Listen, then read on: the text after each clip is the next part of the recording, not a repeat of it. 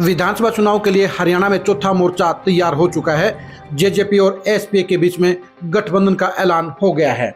दोनों ही पार्टियां मिलकर चुनाव लड़ेंगी, यानी दुष्यंत चौटाला की जननायक जनता पार्टी और चंद्रशेखर रावण की आजाद समाज पार्टी। दोनों ही पार्टियों ने मिलकर चुनाव लड़ने का फैसला ले लिया है। जेजेपी जहां 70 सीटों पर चुनाव लड़ेगी, वहीं आजाद समाज पार्टी 20 सीटों पर चुनाव लड़ेगी। इन दोनों ही पार्टियों का हरियाणा की सियासत पर क्या असर होगा और चुनावों को लेकर ये पार्टी कितनी असरदार साबित होंगी, उसको जानने के लिए आप ये खरी खरी खबर जरूर देखिए।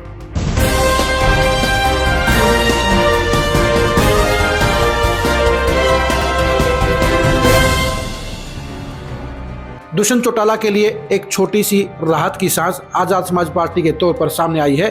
चंद्रशेखर रावण ने जेजेपी के साथ गठबंधन करने का ऐलान कर दिया है। अब दोनों ही पार्टियां मिलकर चुनाव लड़ेंगी। सवाल ये उठता है कि इन दोनों ही पार्टियों के गठबंधन का हरियाणा की सियासत पर क्या असर होगा। ये चौथा मोर्चा हरियाणा के इस सियासत में चुनाव पर कितना इफेक्ट डालेगा और दोनों ही पार्टियों को कितना फायदा होगा। जाहिर सी बात है, दोनों पार्टियों के इस गठबंधन का डबल इफेक्ट होता हुआ नजर आ रहा है। सीधी सी बात है, पहला फायदा चंद्रशेखर रावण की पार्टी को हो रहा है, क्योंकि चंद्रशेखर रावण की पार्टी को इस बहाने हरियाणा की सियासत में एंट्री मिल गई है। चंद्रशेखर रावण मायावती की बीएसपी के सामने अपने आप को विकल्प के तौर पर खड़ा करना चाहते हैं। वो यूपी से सांसद बन चुके हैं और अब अपनी पार्टी को पूरे देश में फैलाना चाहते हैं और उसी मकसद से वो हरियाणा की सियासत में जेजेपी के साथ साझेदार बनकर उतरे हैं। यानी चंद्रशेखर रावण अब हरियाणा की सियासत में दुष्यंत चौटाला के साथ मिलकर अपने लिए जगह बनाने की कोशिश करेंगे, अपनी पार्टी का जनाधार बढ़ाने की कोशिश करेंगे और अपनी पार्टी की पैठ जमाने का प्रयास करेंगे।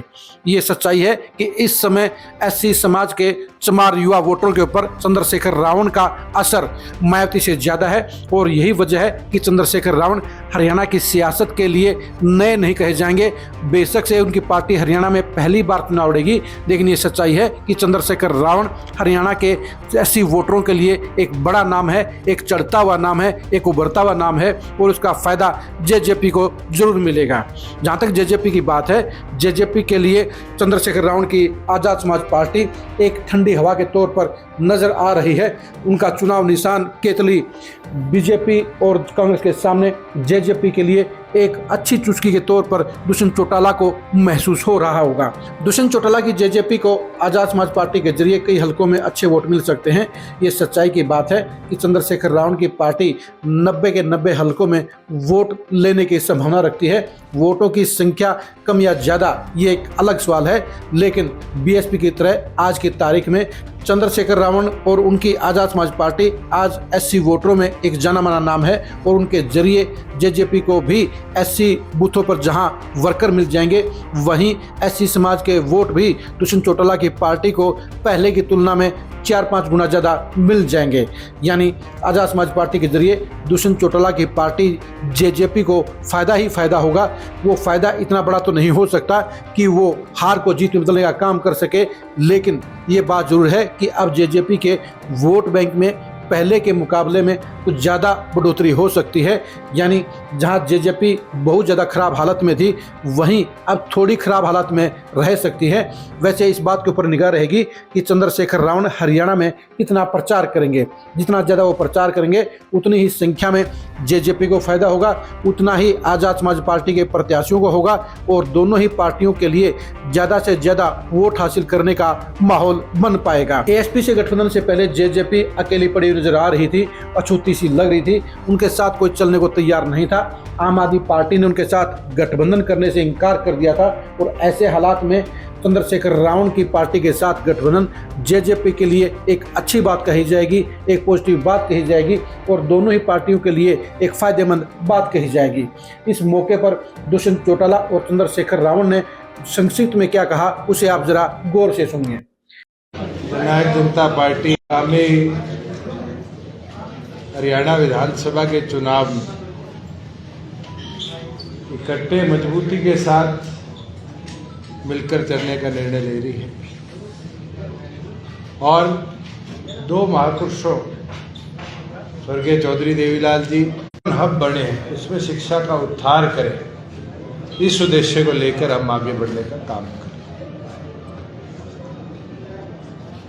हमारा टारगेट यही है कि हम प्रदेश के प्रत्येक विधानसभा में 36 बिरादरी को साथ ले मजबूती से इस लड़ाई को लड़ने का काम कर पाएंगे। मैं 2-4 वाक्य उतरे। मेरा ये भरोसा है, जब मेरी इनसे बात हुई तो मैंने महसूस किया कि इनके दिल में इच्छा है कि हरियाणा को आगे बढ़ना चाहिए और मेरे दिल में इच्छा है कि हरियाणा को आगे भी बढ़ना चाहिए।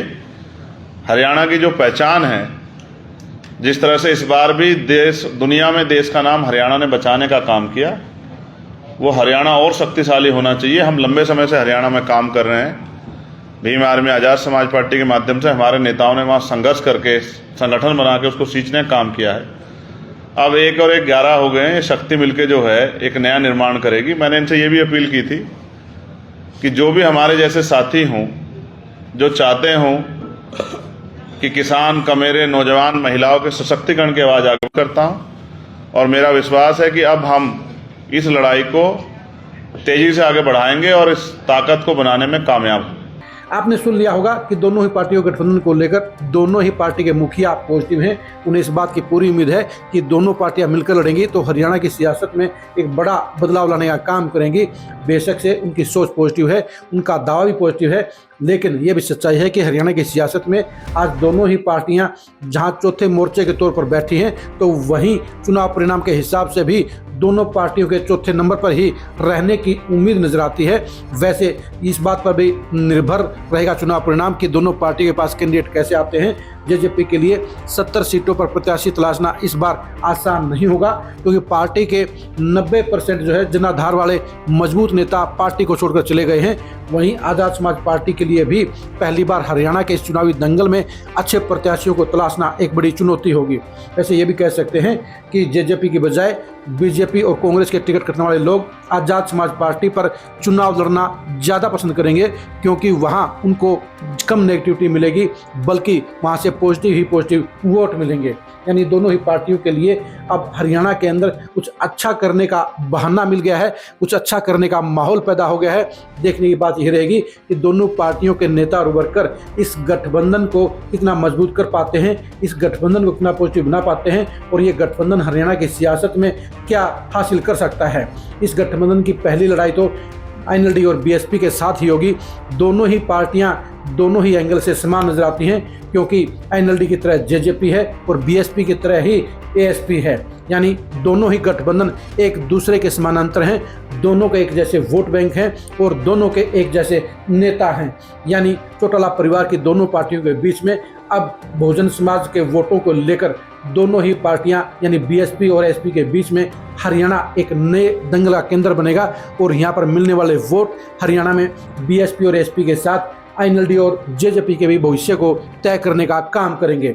हरियाणा विधानसभा चुनाव में JJP और ASP के इस गठबंधन के परिणाम को जानने के लिए आप खरी खरी न्यूज़ के साथ बने रहिए। हरियाणा में चौथे मोर्चे के इस नए गठबंधन के आगाज और प्रभाव को जानने के लिए भी आप खरी खरी न्यूज़ के साथ बने रहिए। आप हमारे फेसबुक पेज को फॉलो कीजिए, आप हमारे यूट्यूब चैनल को सब्सक्राइब कीजिए। नमस्कार।